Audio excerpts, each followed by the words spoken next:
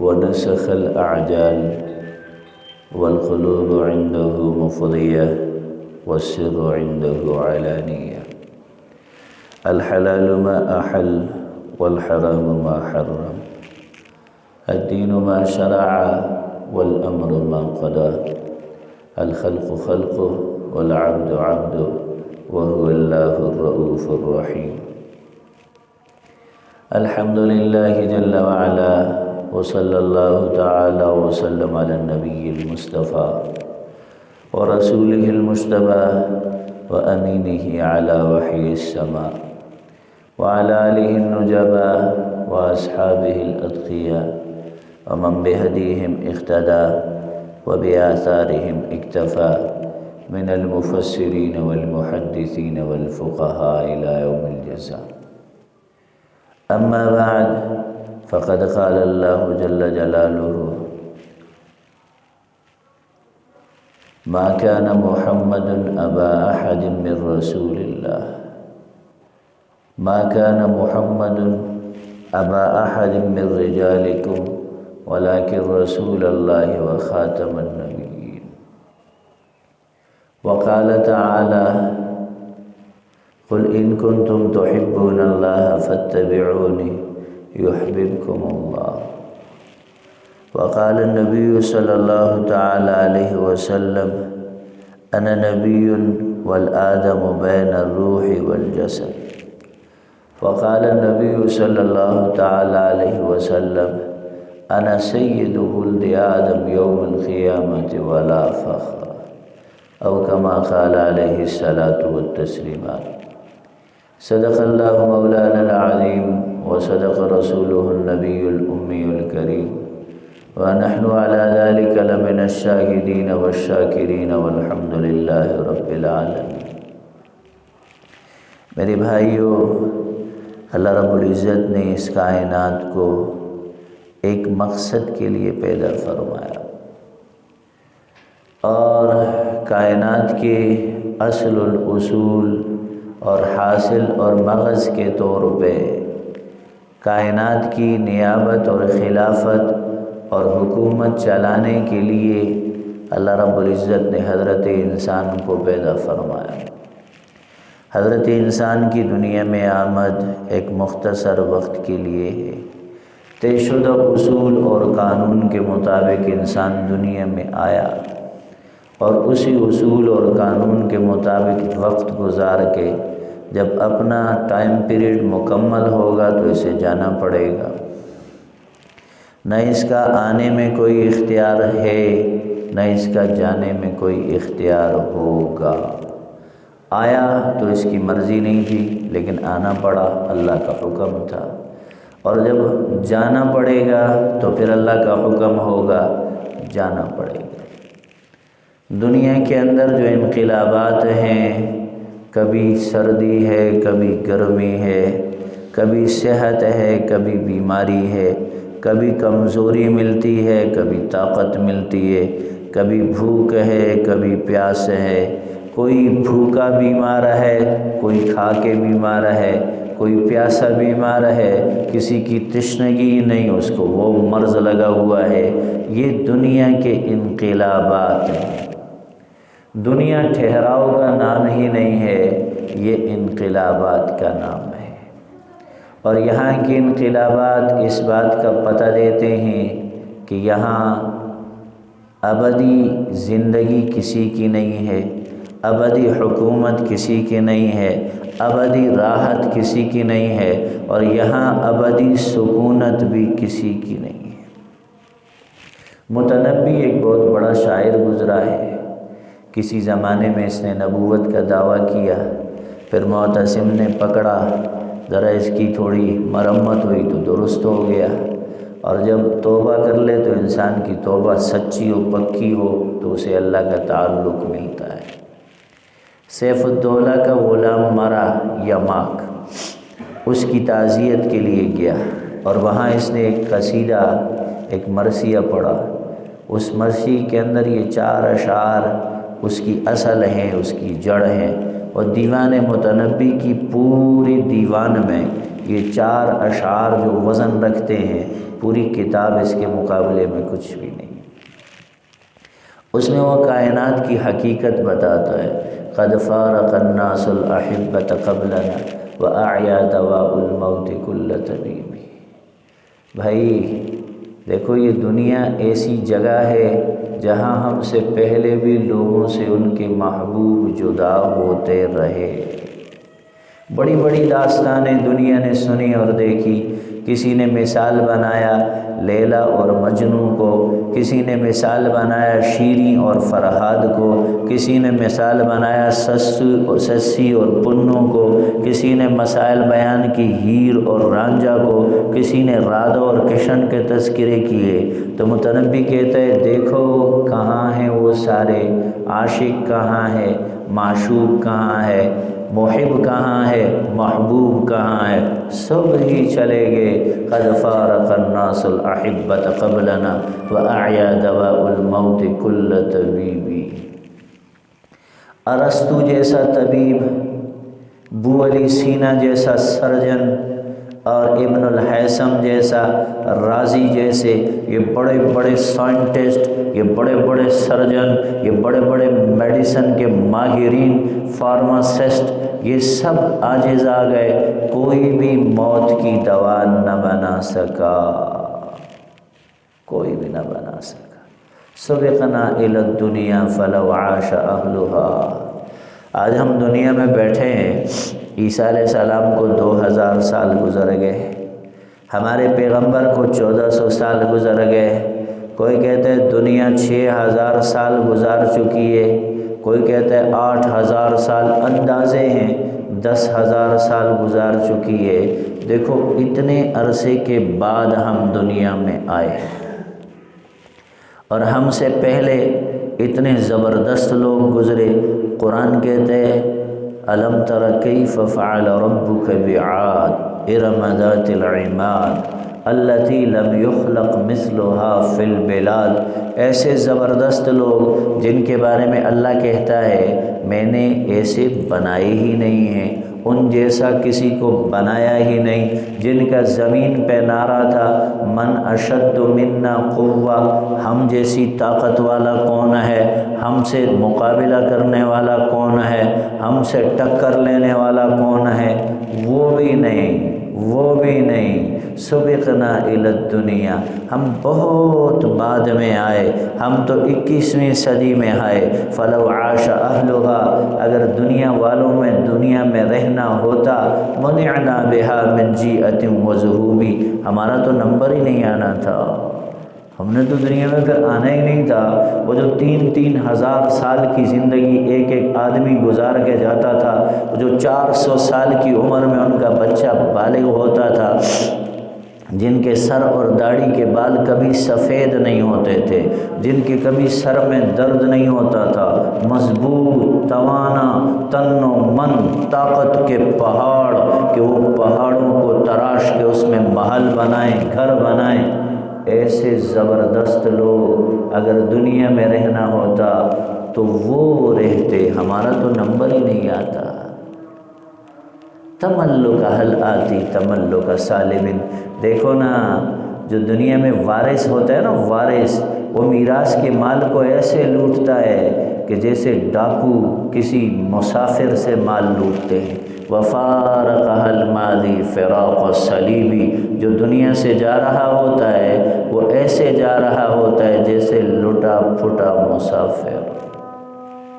سکندر جو آدھی دنیا کا فاتح، 23 سال کی عمر میں آدھی دنیا کو جس نے فتح کیا، جب وہ مرنے لگا تو اس نے کہا میرے دونوں ہاتھ کفن سے باہر رکھنا، دنیا دیکھے کہ سکندر جو آدھی دنیا کا فاتح لڑک پن میں بن چکا تھا، مالک بن چکا تھا، آج جب وہ مر کے جا رہا ہے ہاتھ اس کے بھی خالی۔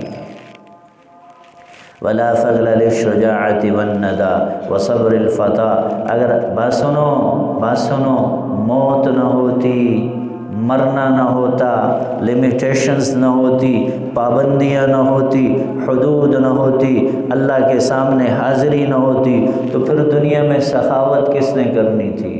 پھر دنیا میں شجاعت کس نے دکھانی تھی، جوانی میں صبر کس نے کرنا تھا، پھر تم من کے موجی بن کے زندگی گزارتے۔ اصل یہ ہے کہ حقیقت ہے موت، اور موت کے بعد اللہ کے دربار کی حاضری، وہاں کا حساب کتاب اور سزا جزا کا نظام۔ تو میرے بھائیو، یہ دنیا کے اندر یہ تعلیم لے کے کون آیا؟ ہمیں یہ خبریں کس نے پہنچائی؟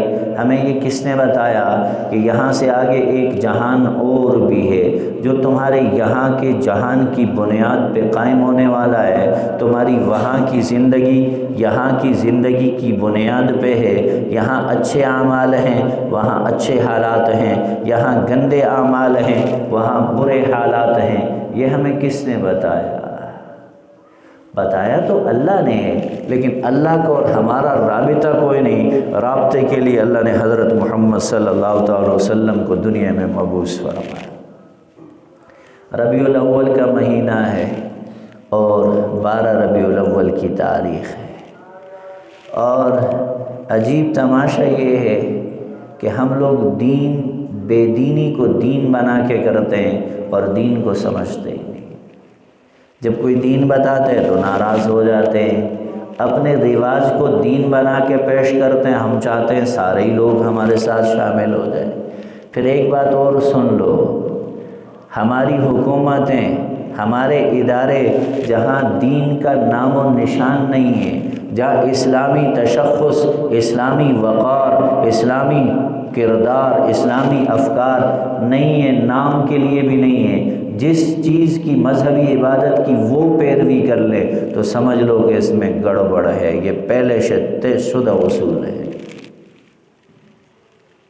محرم کے اندر جلوس نکل رہے ہیں تو سرکاری سطح پہ اس کے اوپر اس کی سرپرستی ہو رہی ہے، تو پہلے ہی ہم نے کہا تھا کہ دال میں کالا ہے، یہ بات ہی درست نہیں ہے، تو تبھی سرکاری سطح پہ اس کی سرپرستی ہو رہی ہے۔ ربیع الاول میں جلوس نکل رہے ہیں، ربیع الاول میں عید منائی جا رہی ہے، تو سمجھ لو کہ پہلے تو یہ سمجھ لو کہ جب سرکاری سطح پر سرپرستی ہو رہی ہے تو اس میں 2 نمبر ہی ہے، یہ 1 نمبر نہیں ہے۔ اب رہی اگلی بات، ہمارے پیغمبر دنیا میں کب تشریف لائے؟ حالانکہ یہ کوئی بحث کرنے کی نہیں ہے۔ پیغمبر نے دنیا میں آنا تھا، اللہ کا حکم تھا، اللہ نے نبی کو مبعوث فرمایا، اللہ نے نبی کو دنیا میں اتارا۔ پیغمبر ایک انسان ہیں، جیسے انسان پیدا ہوتے ہیں توالد تناسل کے ذریعے، سارے انبیاء سوائے حضرت عیسیٰ کے اللہ نے ایسے ہی پیدا فرمایا، ایسے ہی پیدا فرمایا۔ ہمارے پیغمبر دنیا میں تشریف لائے، میں نے اس کے اوپر لکھا ہے، خود ریسرچ کی تھی، اور نبی کریم صلی اللہ تعالی وسلم کی تاریخ ولادت کے حوالے سے تو مجھے عجیب حیرانی اور پریشانی ہوئی۔ جو عید میلاد النبی منانے والے ہیں، ان کے جو بڑے ہیں مولوی احمد رضا خان، انہوں نے اپنی کتاب فتاوی رضویہ میں جلد نمبر 7 صفحہ 745 پہ نقل کیا ہے کہ نبی کریم صلی اللہ تعالی وسلم کی ولادت 8 ربیع الاول کی ہے، اور اسی پہ پوری امت کا اجماع ہے۔ حدیث صحیح میں ہے، پیغمبر نے فرمایا میری ولادت بھی میری وفات بھی پیر کی ہے۔ حدیث صحیح، پوری دنیا کا اس بات پہ اجماع ہے، پوری امت کا اجماع ہے کہ نبی کریم صلی اللہ تعالی وسلم کی ولادت پیر کے دن ہوئی ہے۔ آپ دنیا میں پیر کے دن تشریف لائے، اور جس سال یکم عام الفیل، ہاتھیوں والا سال تھا نا، اسی سال واقعہ پیش آیا تھا عام الفیل کا، تو نبی کریم صلی اللہ تعالی وسلم جس سال پیدا ہوئے، محمود پاشا ہندوستان کے مشہور فلکیات کے عالم ہیں، ایسٹرونومی کہتے ہیں نا فلکیات کو، ایسٹرونیٹ ہوتے ہیں وہ خلاباز ہوتے ہیں، تو فلکیات کے سب سے بڑے موجودہ دور کے جدید محقق محمود پاشا، اسلامی جنتری جو بناتے ہیں پوری دنیا کے اندر جو مشہور ہے چلتی ہے، محمود پاشا نے لکھا ہے کہ یہ طے شدہ ہے کہ پیغمبر پیر کے دن پیدا ہوئے۔ جس سال نبی کریم صلی اللہ تعالی وسلم پیدا ہوئے، اس سال ربیع الاول کے مہینے میں 2 تاریخ کو پیر آیا ہے، 9 تاریخ کو پیر آئے وہ 16 تاریخ کو پیر آئے، پیر والی بات پکی ہے، اور جب پیر کو پیدا ہوئے تو پھر 9 کو پیدا ہوئے، یہی اجماعی مسئلہ ہے، اور پوری امت اس بات پہ متفق ہے کہ نبی کریم صلی اللہ تعالی وسلم کی وفات 12 ربیع الاول کی ہے۔ ایک بات یہ تو طے شدہ اس لیے بتا رہا ہوں کہ میری خود تحقیق ہے، اور میں اس کے اوپر ریسرچ بیس میں ایک ریسرچ پیپر لکھ چکا ہوں اور وہ پبلش ہو چکا ہے۔ دوسری اہم بات، ولادت یا وفات پہ جشن یا عرس منانا، یہ شریعت محمدیہ کی روح سے اس کی کیا حیثیت ہے؟ حضرت صلی اللہ تعالی وسلم کے بیٹے حضرت ابراہیم فوت ہوئے، 16 مہینے 17 دن یا 17 مہینے 16 دن، 16-17 مہینے کی عمر میں، وہ 16-17 مہینے کی عمر میں بچہ چلنا شروع کرتا ہے، بولنا شروع کرتا ہے۔ آپ کا بیٹا جس دن فوت ہوا تو اس دن سورج کو گرہن لگ گیا، سورج کو گرہن لگا، تو لوگوں نے کہنا شروع کیا اللہ کے نبی کے بیٹے کے غم میں سورج رو رہا ہے۔ اللہ کے نبی کو پتہ چلا تو آپ ناراض ہوئے، آپ نے فرمایا ان الشمس والقمر آیاتان من آیات اللہ، سورج اور چاند تو اللہ کی آیتیں، نشانیاں، لا ينخسفان لموت احد ولا لحیات احد، یہ کسی کے مرنے جینے سے ان پہ کوئی اثر نہیں ہوتا ہے، کوئی اثر نہیں۔ آپ سخت ناراض ہوئے۔ موت کو جشن اور ولادت کو جشن منانا یہ اسلامی تاریخ میں، اسلامی تعلیمات میں نہیں ہے۔ اور پھر یاد رکھو جو دین ہمیں پاک پیغمبر محمد مصطفیٰ احمد مجتبیٰ صلی اللہ تعالیٰ علیہ وسلم نے دیا ہے، اس دین میں 2 عیدیں ہیں، 2 عیدیں۔ آپ نے فرمایا میں تمہیں 2 دن بدل کے دے رہا ہوں، نوروز اور مہرجان کی جگہ ایک عید الفطر ہے اور ایک عید الاضحیٰ ہے، بس یہ 2 عیدیں ہیں، یہ 2 جشن ہیں، اس کے علاوہ مسلمانوں کا اسلامی تہوار کوئی نہیں۔ اس طرح اگر تہوار منانا شروع کیے تو 1.25 لاکھ انبیاء ہیں، ہر نبی کا تہوار پھر ہم نے منانا ہے، انبیاء تو سارے ہمارے ہیں، اور نہیں تو حضرت ابراہیم کا تو ضرور منانا پڑے گا، تو ہمارے پیغمبر کے جد امجد ہے۔ دیکھو جو چیز غیر ثابت شدہ ہوتی ہے، بدعت ہوتی ہے، اس کی اصل نہیں ہوتی ہے، بنیاد نہیں ہوتی ہے، پھر اس میں اشکالات و سوالات پیدا ہوتے ہیں۔ حضرت صلی اللہ تعالی وسلم کی ولادت کا تذکرہ، دیکھو پیغمبر کے گھوڑے، پیغمبر کی بکریاں، پیغمبر کے نیزے تلواریں اور آپ کے کپڑے، آپ کے جوتے، وہ تک محفوظ ہیں، آپ کی اونٹنیوں کے نام تک محفوظ ہیں، آپ کے لباس تک محفوظ ہیں، اور بطور تبرک پوری دنیا کے اندر لوگ ان کی زیارت کرتے ہیں، حفاظت کے ساتھ دنیا میں جا بجا رکھے ہوئے ہیں۔ تو پھر یہ تو پیغمبر سے نسبت والی چیزیں ہیں، تو جو چیزیں خود نبی کریم صلی اللہ تعالی وسلم کی ذات سے متعلق ہوں، آپ کی پیدائش، آپ کی زندگی، آپ کی لڑکپن، آپ کی نوجوانی اور جوانی، آپ کی نبوت سے پہلے کی زندگی، نبوت سے بعد کی زندگی، یہ سب تو عین دین ہے، عین عبادت ہے، تذکرے کے اندر کوئی ممانعت نہیں ہے۔ اہل سنت والجماعت 1400 سالہ تاریخ میں سیرت کی کبھی کسی نے ممانعت نہیں کی۔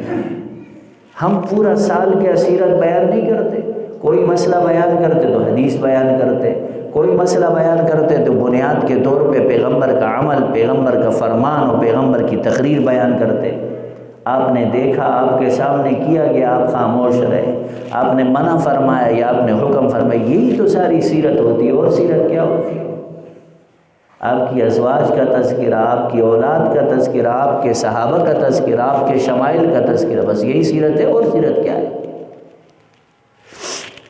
لیکن یاد رکھو جو مروجہ محافل ہیں، بیت اللہ کی اور روضہ رسول کی شبیہیں بنا کے روڈوں کے اوپر سجائی جاتی ہے، بے پردہ عورتوں کو باہر نکالا جاتا ہے، نماز اور احکامات دین کی دھجیاں اڑائی جاتی ہیں، پیغمبر کی سنن کو، پیغمبر کے بتائے ہوئے احکام کو پاؤں تلے روندا جاتا ہے۔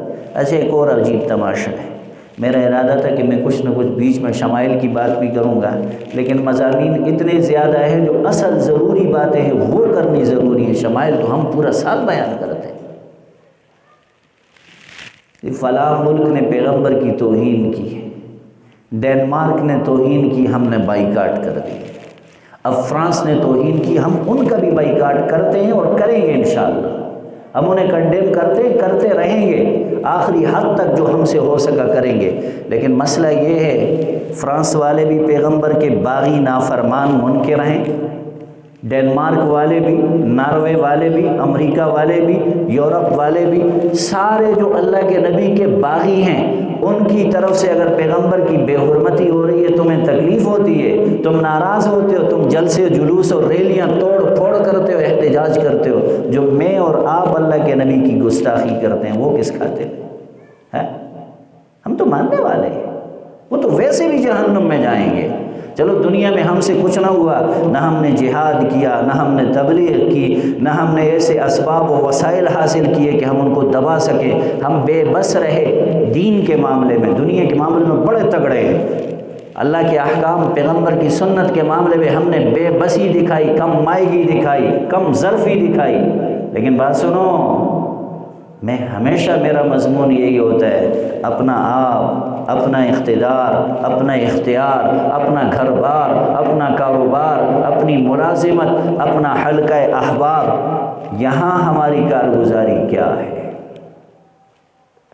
کیا میں نے اپنی زندگی میں نبی کو آنے دیا ہے؟ کیا میرے گھر میں پیغمبر کی سیرت ہے؟ کیا میری بیوی کے اوپر اماں عائشہ کی سنت میں نے لازم کی ہے؟ کیا میرے بچے نبی کریم صلی اللہ علیہ وسلم کی تعلیمات کے مطابق پل رہے ہیں؟ میں خود جو گستاخ ہوں، میں کسی اور پہ انگلی کیسے اٹھا سکتا ہوں؟ میرا بازار وہ سود پہ چل رہا، میرا کاروبار وہ چور بازاری پہ چل رہا، میرا کانٹا غلط تول رہا، میرا گز پیمانہ غلط ناپ رہا، دودھ میں پانی میرے معاشرے میں زہر بیچا جا رہا، کھانے پینے کی چیزوں میں بیچنے والے بھی حاجی غازی نمازی، اور یہی حال ہر شعبہ، کون سا شعبہ ایسا گنواؤں کہ جہاں ہم پیغمبر کی سنتوں کو، آپ کے اقدار کو، آپ کے اطوار کو، آپ کی بتائی ہوئی تہذیب کو، آپ کے اقوال کو ہم پامال نہیں کرتے؟ ہمارا کیا حق پہنچتا ہے کہ ہم غیروں کے اوپر انگلیاں اٹھائیں؟ میرے بھائیوں، یہ دوغلی پالیسی ہمیں چھوڑنی پڑے گی۔ پتہ ہے کیا، ہم نے اپنے پیغمبر کو خود اپنی نظروں میں، ہم نے پیغمبر کو اپنے عمل سے چھوڑ دیا، نکال دیا اپنی تہذیب سے، معاشرت سے، اپنے گھروں سے۔ ہمارے بچوں کی تربیت میں پیغمبر کا کوئی حصہ ہے ہی نہیں۔ بتاتے ہیں ہمارے بچے تو ٹیلی ویژن کے سامنے پلتے ہیں، ہمارے بچے تو انٹرنیٹ کے سامنے پلتے ہیں، نہ ماں کو پتہ ہے، نہ باپ کو پتہ ہے، بذات خود نہیں پتہ۔ جن کی ذمہ داری تھی، ہم مبلغ تھے، ہم داعی تھے، ہم عملاً دعوت دینے والے تھے کہ ہماری زندگی دیکھ کے لوگ سمجھیں یہ محمدی ہیں، یہ محمد رسول اللہ کے غلام ہیں، یہ پیغمبر کے طرز والے، طریقے والے ہیں، یہ نبی کی نبوت کے وارث ہیں۔ ہم تو خود اپنا کام بھولے ہوئے ہیں، ہمارا کیا حق پہنچتا ہے کہ ہم غیروں کے اوپر اعتراض کریں، انگلی اٹھائیں؟ تو میرے بھائیوں، سب سے پہلے میں خود اس بات کا جرمدار ہوں کہ میں نے اپنے گھر میں اللہ کے نبی کی سیرت کو نہیں آنے دیا۔ میں خود مجرم ہوں کہ میرے چہرے پہ پیغمبر کا چہرہ نہیں جچتا، میرے لباس میں محمدی ہونے کی کہیں جھلک نہیں ہے، میرے اخلاق، میرے کردار میں نہ محمدی اخلاق ہیں، نہ محمدی کردار ہیں۔ میرا گھر بار دیکھ کے کوئی نہیں پہچان سکتا یہ ہندو کا گھر ہے، یہ عیسائی کا گھر ہے، یہ یہودی کا گھر ہے، یہ مرزائی کا گھر ہے، یا محمد صلی اللہ علیہ وسلم کی امتی کا گھر ہے۔ پتہ ہی کوئی بھی نہیں، ہم ایسے گڈ مڈ اور مگن ہو گئے، جہاں ہمیں عارضی بھیجا تھا وہاں ہم پکے ہو گئے، جہاں ہم نے پکا جانا ہے اس کو ہم نے سیکنڈ پریورٹی پہ رکھ دیا ہے۔ تو خدا را رواجوں پہ مت چلو۔ میں کون سے علمی بات یا منہ شگافی اپنا ریسرچ پیپر آپ کے سامنے لے کے بیٹھوں؟ ہمارے پاس تو بنیادی کوئی نہیں۔ ہمارا تو پہلے سے بیڑا غرق ہے، اخلاقی طور پہ ہم دور ہیں، مہذب ہم نہیں ہیں اور سچے ہم نہیں ہیں، ہر قسم کی بدعمالی ہم نے اپنے اوپر طاری کی ہوئی ہے، سنت سے ہم بھاگ رہے ہیں، اخلاق سے ہم بھاگ رہے ہیں، طہارت سے ہم بھاگ رہے ہیں، معاملات میں ہماری کھوٹ ہے، عمل میں ہماری کمی اور کجی ہے۔ میرے بھائیوں، صرف نماز دین نہیں ہے، صرف روزہ دین نہیں ہے، صرف حج دین نہیں ہے، صرف صدقہ خیرات دین نہیں ہے، مکمل زندگی حضرت محمد صلی اللہ علیہ وسلم نے جو ہمیں عطا فرمائی ہے وہ دین ہے۔